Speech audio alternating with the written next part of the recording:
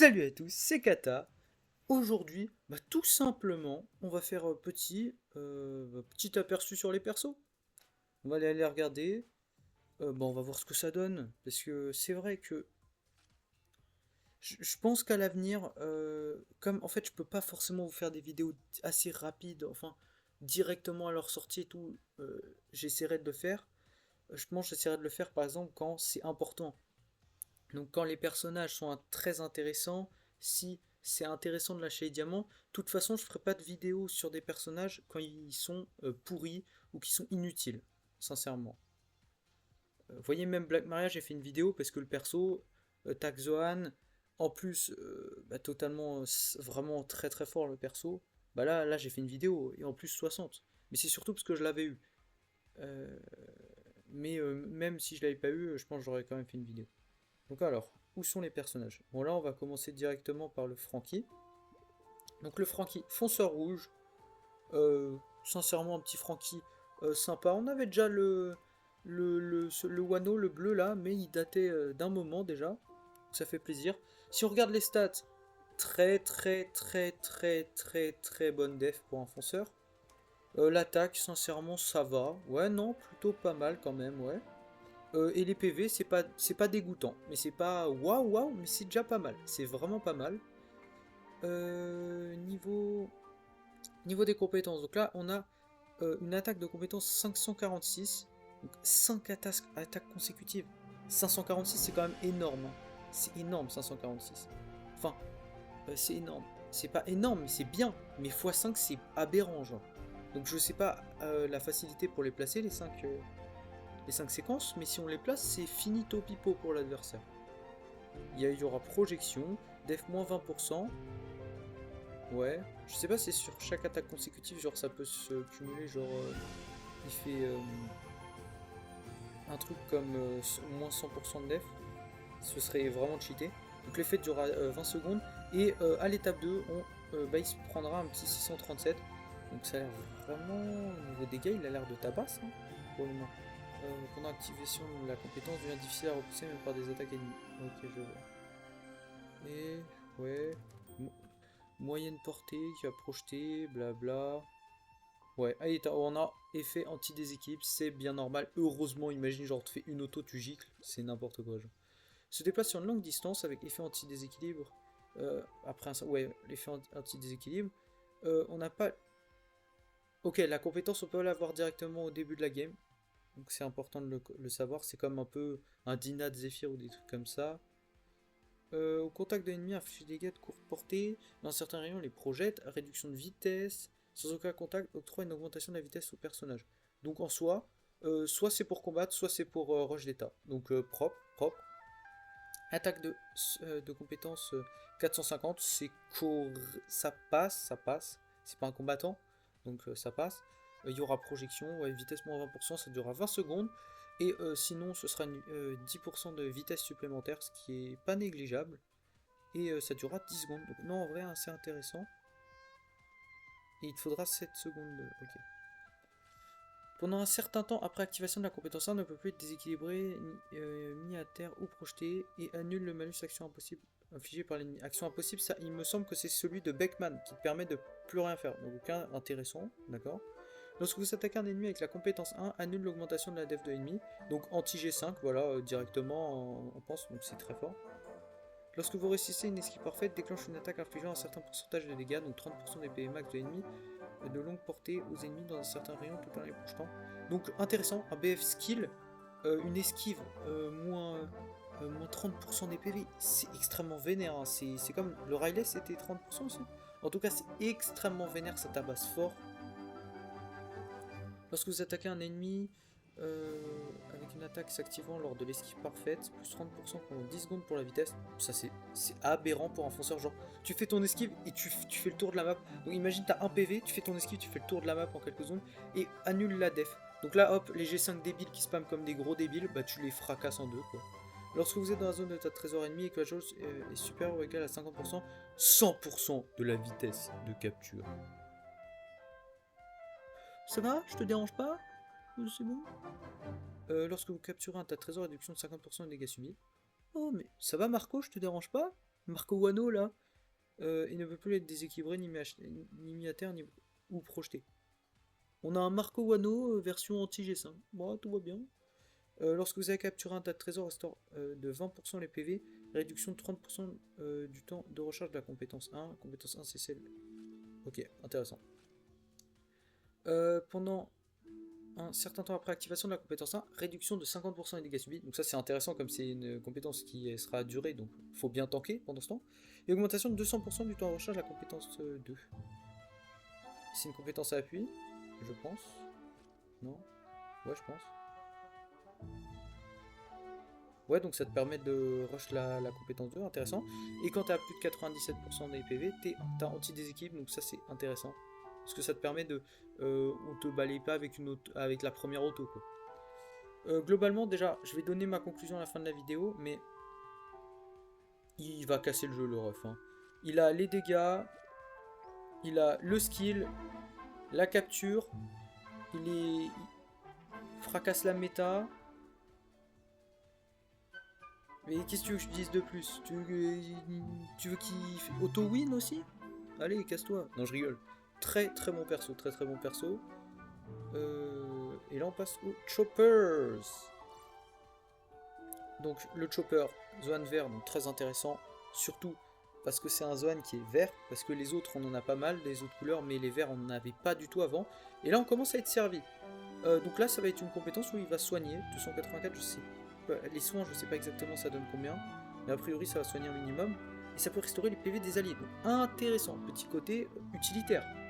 Pourquoi pas pour un combattant. Le Wata, là c'est un petit spammage à la bon clé Impel Down. Ça va spammer, ça met des étourdissements, un truc comme ça. Non, ça va être que des trucs un peu anti-déséquilibre, j'ai l'impression. Ouais. Mais on a effet anti-déséquilibre, j'ai envie de dire c'est la base, sinon on est en 2019, quoi là. Il y aura projection sur la dernière séquence. Donc 13 x 21, c'est vraiment pourrave niveau dégâts. Mais comme c'est un combattant, il doit taper. Parce que Kata, il a 21, je crois. Ou plus, il a 20, je sais pas combien en attaque de compétences. Donc un peu plus conséquent. Et il finira avec 528 qui tabasse. Pour un attaquant, ça fait mal. Donc lorsque ces PV sont à 30% ou plus, tu résistes avec 1 PV. Ouais voilà, donc résistance à 1 PV en dessous de 30%, enfin au-dessus de 30% des PV, c'est très très très très fort. On le voit par exemple avec Nami Oni, qui peut se régénérer toute sa vie comme un porc alors qu'elle a 1 PV. Lui a priori, va falloir voir sa régène, mais c'est très très fort. Pendant un certain temps après activation de la compétence 2, il ne peut plus être déséquilibré, ni mis à terre, ni projeté. Réduction de 50% des dégâts subis. Là, la compétence 2, elle devient un peu plus intéressante. Et même, elle devient intéressante. Parce que anti-déséquilibre, j'aurais envie de dire c'est la base, sinon tu vas te faire voir en fait. Ne peut pas être mis à terre, non. Heureusement. Et projeté, bah parfait. Et réduction de 50% des dégâts subis, évidemment on prend. Lorsque vous infligez 3 fois des dégâts dans un laps de temps de 5 secondes, annule l'augmentation de def de l'ennemi. Oh, un anti-G5 et ajoute 10% au temps de recharge des compétences de l'ennemi. Ah oui, les compétences, mais ça va être quand il va y avoir un petit côté cancer et sacrément fort. Ouais, donc en fait ça va counter aussi le Redux P1 du Luffy G5. Très très très fort ça. Oh là là, ça counter même les 7 maintenant. Lorsque vous infligez des dégâts aux ennemis via la 4ème étape d'une attaque normale, donc ça c'est intéressant, c'est un peu comme le diamanté. Vous avez une attaque un peu spéciale, donc ça c'est sympa. Vous projetez et vous infligez des dégâts sans prendre en compte les réductions de dégâts. Donc ça c'est très très intéressant pour certains personnages qui ont des réducts de zinzin comme Mama ou autres, c'est trop fort. Lorsque vous attaquez un ennemi, hein, vous pouvez stacker jusqu'à 75%, c'est très très fort, très très très fort. A plus de 70% des PV, vous avez une réduction de dégâts. Donc ça on prend sincèrement, même si sur un combattant. Mais ça permet de tanker un minimum, on prend. Quand tu es projeté, tu restaures de 30% des PV. Donc comme je l'ai dit, c'est extrêmement gaze. C'est comme si tu n'avais pas de soins. Mais, monsieur a une compétence de soins. Il faut pas la même erreur que le King. Donc là c'est intéressant. Et on a 20% de réduction de la compétence 2, donc hop, vous pouvez directement aller re-spammer le G5. Comme vous avez anti-projection, il va spammer ses counters comme un gros débile. Et il va se faire fracasser. Et quand tu attaques en face, réduction de 3% de l'aspect 1 et de l'aspect 2. Ah bah ouais, ok, ok, monsieur, ça tabasse. Donc anti-G5 et anti-fonceur, a priori. Donc assez vénère le perso. Assez vénère, assez intéressant. Augmentation de 20% des dégâts critiques infligés. C'est intéressant. D'accord, d'accord, d'accord. Donc là, je pense qu'on peut partir directement sur une conclusion pour ces deux petits persos. Sincèrement, sincèrement, qu'est-ce que le kata en pense? Qu'est-ce que le kata il dit? Ah, mais c'est dégueulasse. Ou il dit c'est délicieux, c'est magnifique. Donc là, on va aller voir ça. Hop, directement, on commence avec le Franky. Mon avis, conclusion, mon avis, hop. Le Franky, bah, je vais vous dire, juste prenez l'exemple de Marco Wano, il y a un moment. Marco Wano, est-ce qu'il est jouable là? Non, mais en fait, il est extrêmement fort en méta G5. Donc là, tu prends le Marco avec le trait d'esquive parfaite de Zinzin de l'espace, qui tank comme un porc en rouge, parce que la méta rouge, ça rigole jamais. On a l'exemple avec Mama, hein, Mama qui fracasse Luffy, alors que c'est Luffy qui sort après. Capture de Zinzin de l'espace pour les persos qui resteront à plus de 150%, donc ça c'est très fort, parce que les persos à 150%, c'est ceux qui changent le plus le cours de la game. Exemple Mama. Ah, il va avoir des déplacements de zinzin. Il va enlever la def, des persos qui stack la def. Bah, qu'est-ce que je peux vous dire? Très très très bon fonceur. Moi, je vais pas invoquer parce qu'on est en mode écho. Mais sinon, le perso, j'aurais direct invoqué, hein. Sincèrement, hein, je vais pas vous mentir. Si j'avais pas King aussi. Parce que là, littéralement, moi j'ai King, donc en soi, pas Osef, mais en soi, c'est une autre variante, quoi. Mais j'ai déjà plein de BF à monter, donc voilà. C'est surtout pour ma box, à cause de ma box, que je pull pas.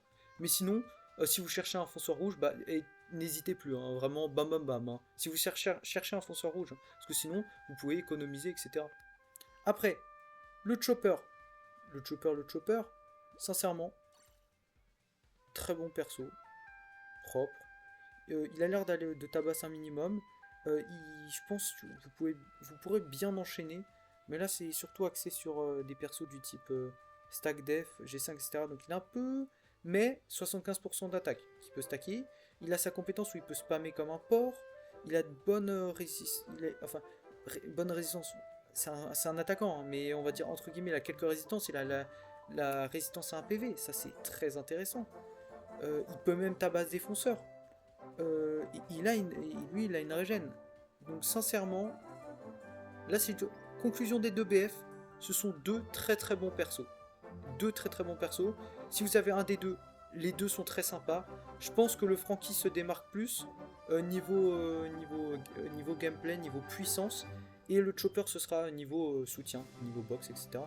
Le Franky il va tout casser, hein. Là, suffit que vous jouez bien. Je vois pas qui vous arrête en game, hein. Vraiment, hein, dans cette méta.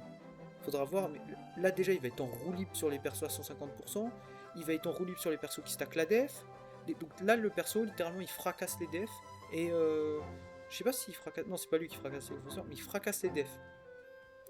Vraiment intéressant, le perso il va masterclass. Les deux persos ça fait plaisir deux bons BF, parce que des fois t'en as un il est... Exemple par exemple Brûlé et Crackers, Brûlé Gaze et Crackers Masterclass, top tier. On the top.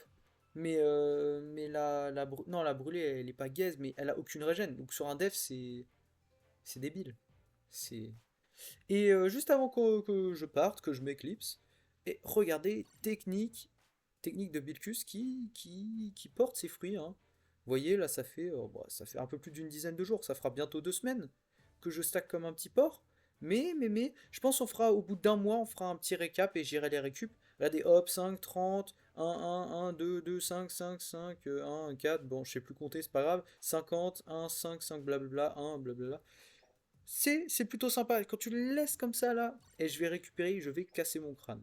Je vais être en mode, c'est qui le sale riche ici? Bah, c'est moi, allez, ça dégage. Bon, j'espère que la vidéo vous aura plu, que ça aura pu vous éclaircir les idées, hein. Je vous incite pas forcément à invoquer, mais si vous avez besoin de ce type de perso sur votre compte, vous pouvez y aller. Les persos ont l'air d'avoir un gameplay vraiment sympa. Le Franky m'a tapé dans l'œil, sacré gameplay, sacré gameplay. Le Chopper a l'air sympa, un peu en mode gitan qui tabasse. Ne pas avoir anti-projection avec l'aspect, ça fait vraiment plaisir. Et non, non, non. très très bons persos. Ouais, non, ça fait plaisir. Ça fait plaisir, il n'y a pas de déséquilibre, ils sont pas trop déséquilibrés ou trop nuls, ils sont très forts. Ça fait plaisir. Bon, j'espère que vous avez kiffé la vidéo. Moi je vous dis, portez-vous bien et salut!